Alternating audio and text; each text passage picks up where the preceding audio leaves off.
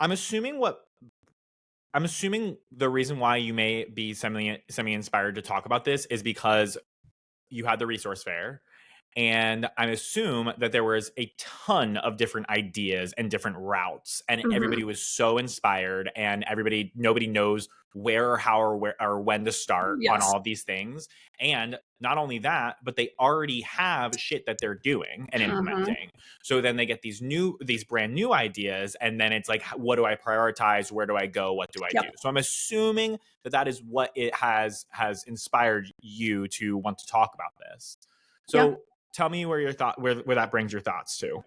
Yeah, I mean, and obviously the easy answer is like, don't get distracted by all the ideas, keep doing what you're supposed to be doing. But like, there's also a fine line of like, you've implemented all the things, and like, when do you decide that it is time for new ideas? Like, when do you realize that you're in a space that you can take that in? How do you choose what they are? How do you bring in little tasks into your business that aren't already part of your regular flows? How do you decide when that's appropriate? And then how do you actually start to do it? Yeah. Do you have a process for that, or a solidified like answer I to mean, that? I do like post-it planning, and the not all of it's gonna get done, but some of it will. And like, I just kind of also say like, if this idea like festers long enough Right. and the time doesn't happen, but the stick, it stays on the to-do list, it stays important, it stays relevant. Eventually, you do that. But I would also love to hear your process on it. Yeah, I will say that I allow for fluidity in my business sometimes. I Mm-hmm. would say I've gotten a lot tighter and more boundaried when it comes to distractions and things like that, Mm-hmm. and new ideas at this point, because in the past I have noticed how getting distracted or new shiny things that I chase have literally tangibly decreased the results of what I was mainly doing. Like I kind of like learned my lesson the hard way, you Mm-hmm. know? And so because of having that previous experience, I try my best to be very disciplined in my focus. And that does not mean though that I don't leave room for ideas. And And inspiration. Mm-hmm. yeah, what I try to first off and foremost look for is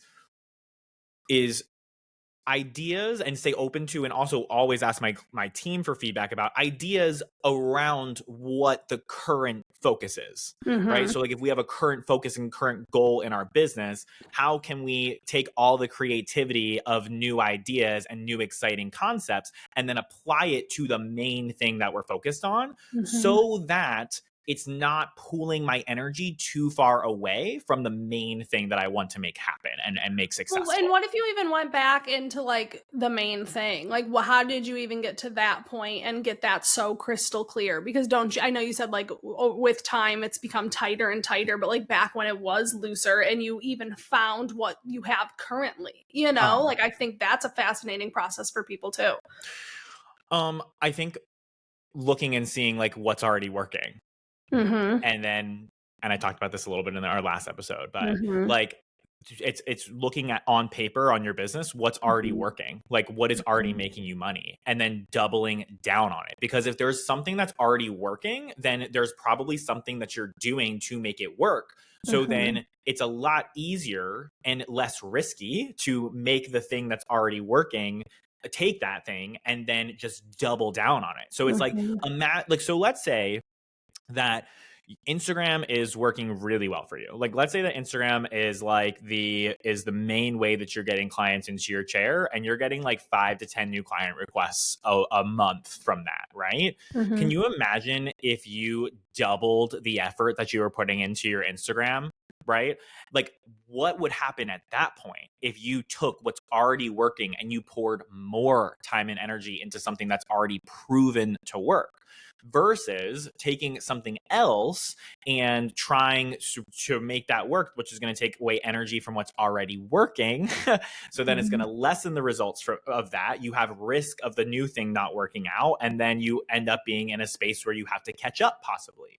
And Mm-hmm. I'm not saying that this is the experience that everybody's going to have every single time that they implement something new or try something new. There has to be space, and there are definitely times for more like exploration and like trying something new for sure. But I've just found that like, if I'm thinking really analytically and in a very safe way, I can take what is already working and put a fuck ton of effort into that and take risks within that, right? Because I just said the word safe, but I'm taking Calculated what's already risks. Yeah. working that has great foundations, and then I'm taking risks within that because I know that that the swings that I take will be the biggest hits within that thing because I've already built the foundation for it. And if I miss, then it's not that big of a deal because I haven't wasted much time or effort on the wrong thing. If that makes sense. Yeah, no, that makes perfect sense. And I totally get where you're at with that. So I want to know, when you were saying like education, implementation, like we're both really like close hand in hand with people, like where did that thought come from? And let's see what that starts to spark.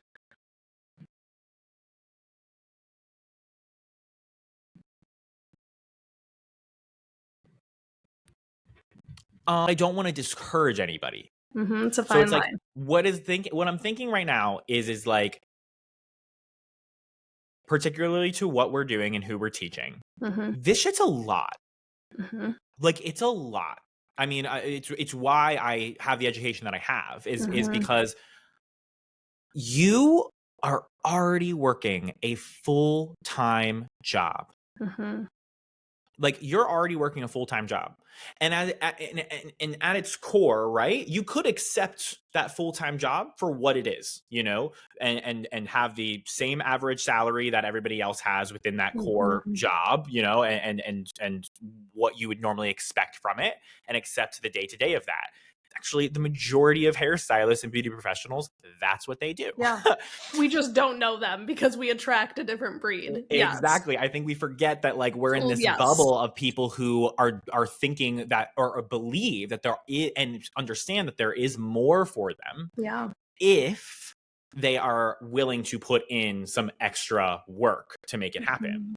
And so when you sign up to take this career, this full-time job, but then develop it into something even bigger and better for you, you're taking on a whole new role. Like, you are taking on a whole new job.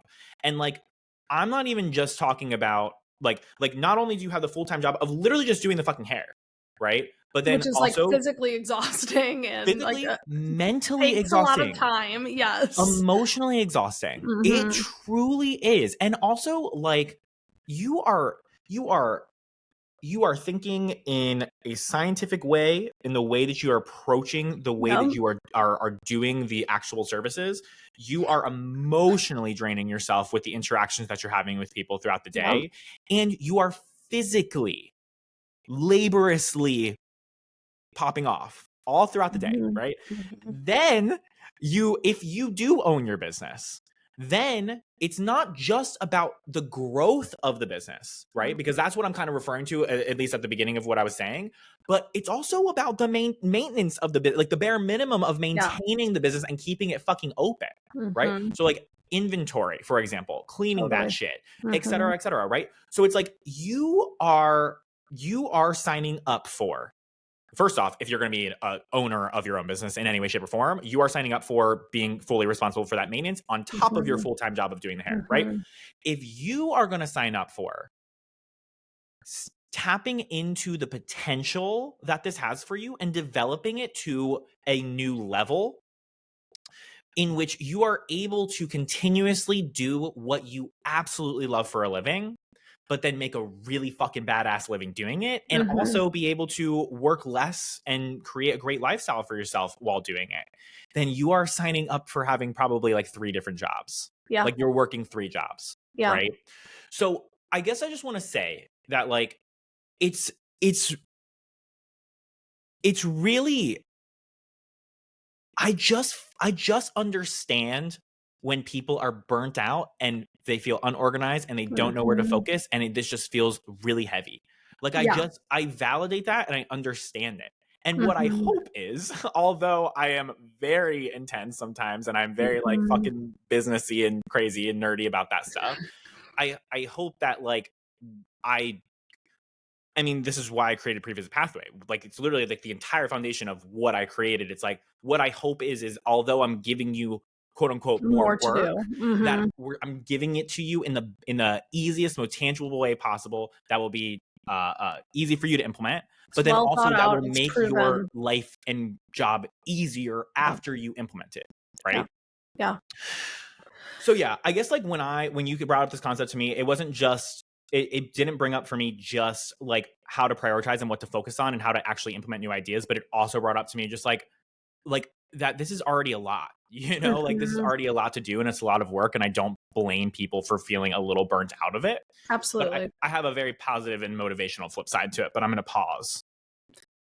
Okay, here's my thought. It's a fine line though, because we do attract these, I don't know what we're going to call them, but I'm one of them. You're one of them. These Motivated hairstylists. over the top motivated. So it's Yeah. this fine line that we balance of, as soon as things get even a inkling of stagnant, we're craving so much more. But then the moment we go from more, it's overwhelm city. And it's Yeah. like, where is that balance? Because it's like, we can say, oh, even if you're overwhelmed, like just stick with what's working, maintain what's working. But why the hell do we all have that like deep inside of us? And I think as much as like you want to coach and I want to coach to stylists just doing the day in, day out and day business, they're drawn to people like us because we've taken it even a step further than that into a career that we're so passionate about, and they feel that passion, that excitement, and they want to like get behind that as well in their own form, or right along with what we're doing. Yeah, I agree with you. And I think that like I mean, I just talked to this like salon suite owner, and they listen to the podcast. So Hi.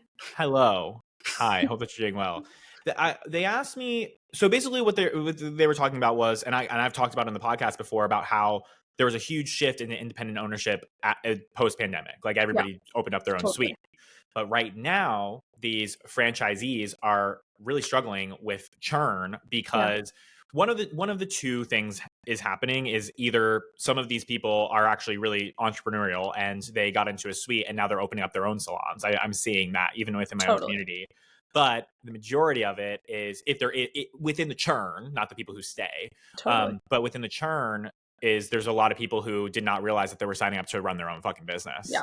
Particularly a salon suite business, if we're talking about that, where like you don't have foot traffic, you don't have the natural marketing of just being around other people, right?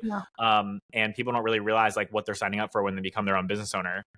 Absolutely. And somebody was asking me like, and they wanted to talk to me about developing a business education thing for them and whatever it may be.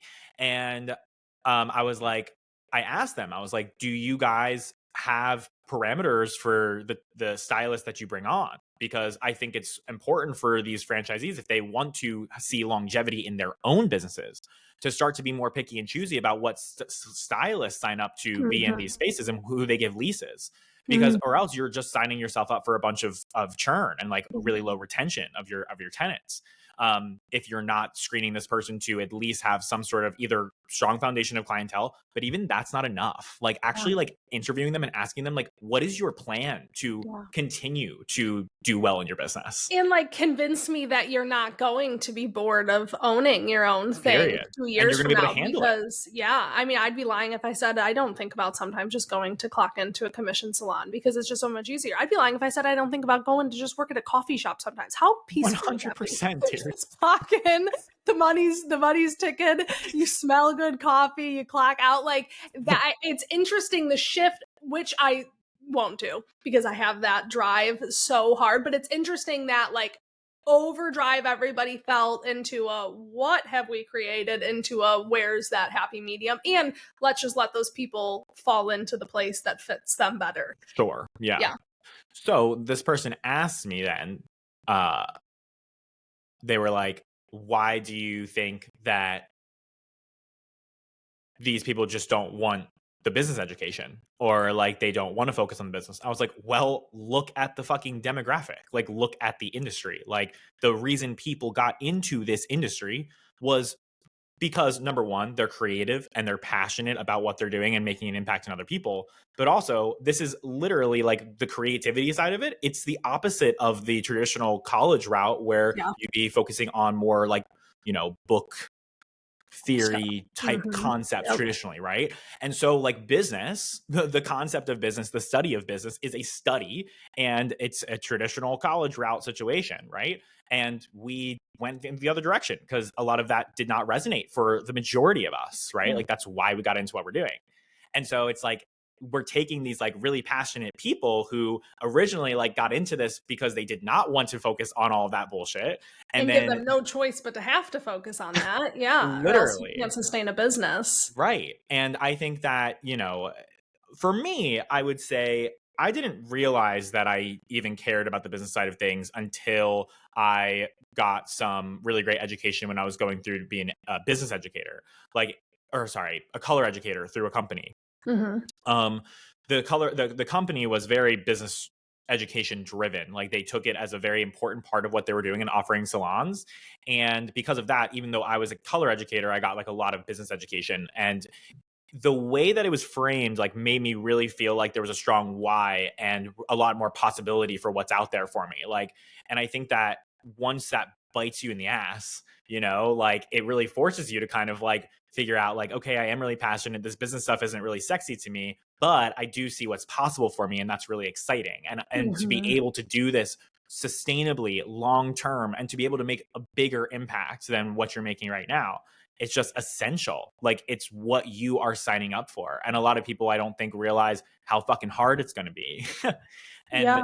I think that for me, I don't know about you, would you say that like when you were really first starting out to like get business focused and like really start implementing strategies and things like that, would you say that you were would you say that you sacrificed a lot? Time, you mean? Like, Yeah. what do you mean? Time or energy? Yeah, for sure. I mean, I think anybody who builds anything great does. Yeah, I mean, I was working my ass off. I don't know if it felt like a sacrifice at the time. Right. I have always been more truthfully drawn to the thrill of building the business than Right. even doing the hair personally. So to me, when I was really growing it, that was like feeding a different side of me. So yes, absolutely. I mean, I worked way more time and physically and mentally with clients, you know, as I was growing that. Do you have a follow up to that, or? Do you regret it? Oh, absolutely not. No, I learned everything I needed to learn. And so it's like for the people who are listening to this, for the people, I mean, I could go into my fucking, I worked my ass off. Mm-hmm. And granted, I always caveat this with I don't have children. You know, Mm-hmm. I come from a pretty privileged background. Like I understand that my experience does not, Mm-hmm. you know, mean that your experience is not valid or whatever it may be. But like for me, like I I sacrificed a lot and I worked my ass off, you know, and it sucked at times and I was really tired. But then like look at what that got me, you know? Mm-hmm. So like for like the people who are listening to this, like who are people who are like more motivated and like understand that there's more for them out there and like are willing to put in the work to go chase that. Like understand like, yeah, dude, you just signed up for 3 fucking jobs.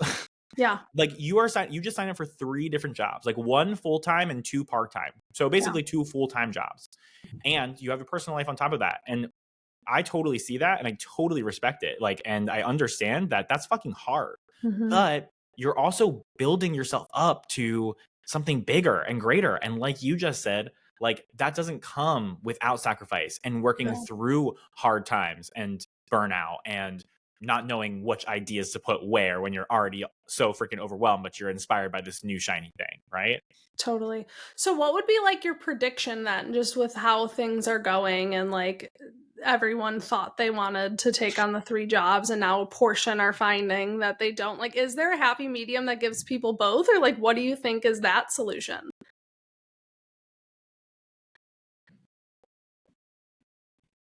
It depends on what perspective you're talking about. I guess like the first thing that comes to mind is like I think that there are people who get attracted to business education who aren't as, like I said, like aren't passionate about the business. And I think that there are people who are passionate about the business who like really get Mm-hmm. excited by like the theory of things, you know, Mm-hmm. like you and I do.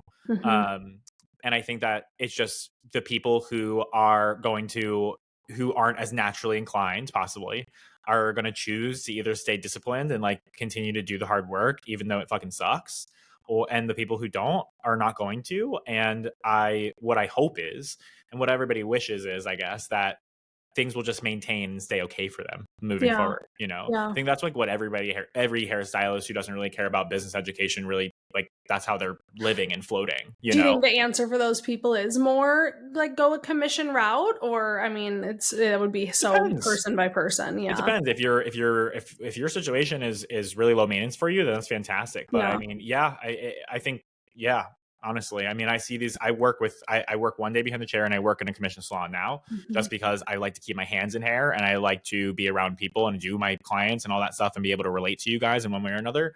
And I mean, I see these commission stylists, and they're not fucking doing shit. They're like going in and out of the salon, and they just do not give a I just damn. cannot even imagine what that must feel like. I know. They I just remember have a life outside of work. Love it's that. wild. No, and I remember, like I said, like when I got the bug for business, I came back to my team salon, who I grew up with and I had much more closer ties with, and it felt very depressing for me, and very confusing to me how everybody else around me was so not as motivated as I was.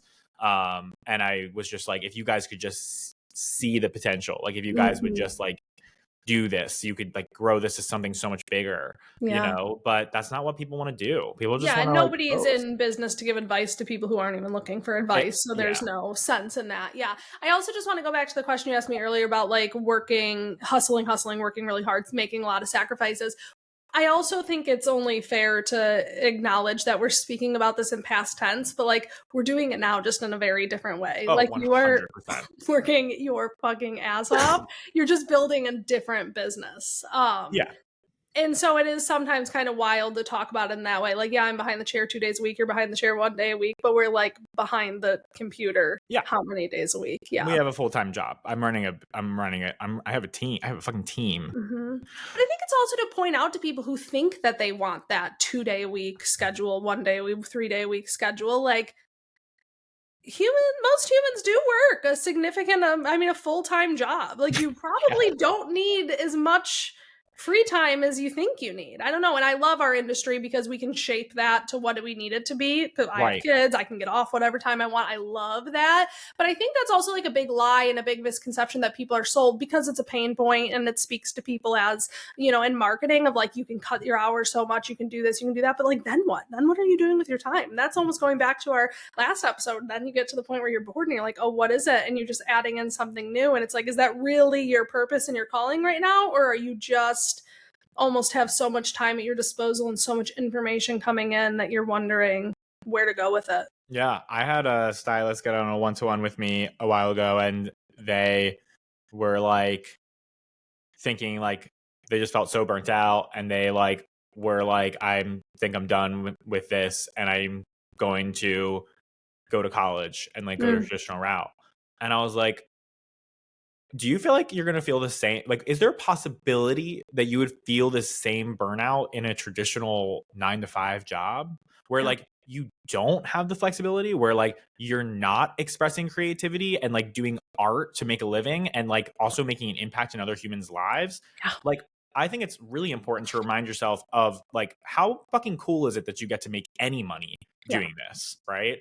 And then it's like, how cool is it that you can choose to sacrifice and put in fucking hard work even when it sucks to be able to maximize that gift that we have, that we get to do every day to make a living. Like you're either going to be working your ass off and something that you're miserable doing, or you're going to be working your ass off at something that is really beautiful and passionate, that has the potential to offer you much more.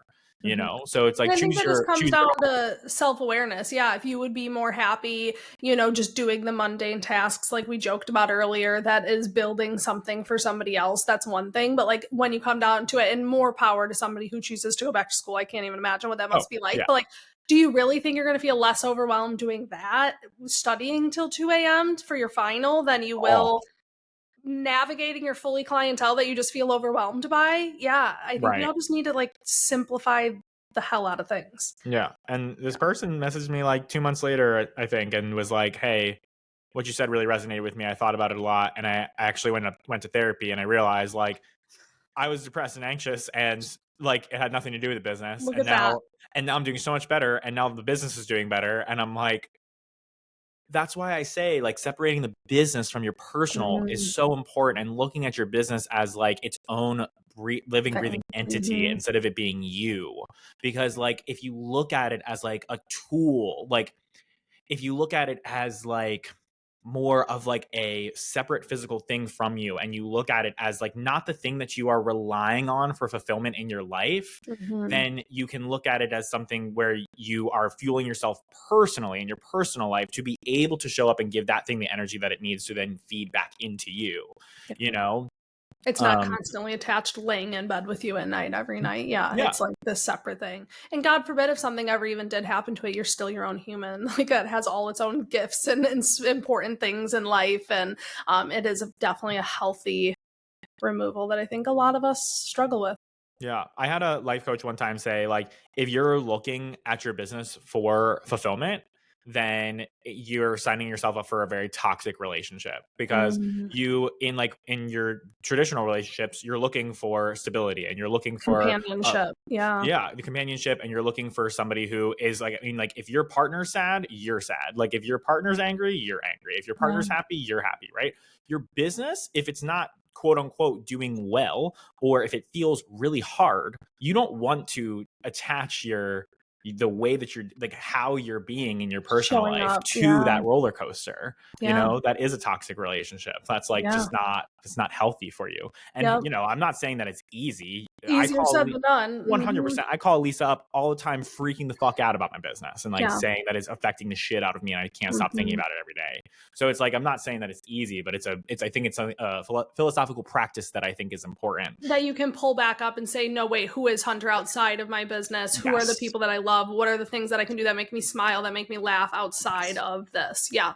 I think we all need a good dose of that all the time. Yeah. 100%. This conversation went in a different direction. Sorry. I know. It did. My bad.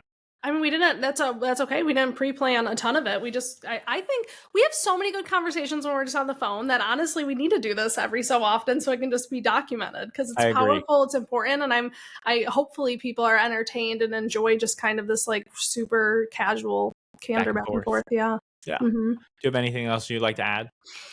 I'm trying to think. I feel like we've gone so many different directions. If I pulled something, it would be so out of left field. So that's what I was thinking. I was like, I could totally go back to talking about ideas and implementing them, but I feel like that would be weird at this point. No, I think we're good. I think the overall for everyone listening should just be like, and even going back to the woo conversation, take a beat, take a second, like where is the root of your stress or your whatever coming from? What is the bigger goal? Are you still excited about that? Check in with yourself. Are these actions that you're telling yourself you need to take that you're stressed out about still in alignment with what you actually want? Or like, what is the alternative? And does that actually even beat where you are? Because my guess is majority of the time, no, we're just being a little intense. Yes, I could not have said that better. That was beautiful. Yeah, 100%. We'll wrap it up on that then. All right. Thanks for tuning in, fam. Lisa, I love you so much. I love you, friend.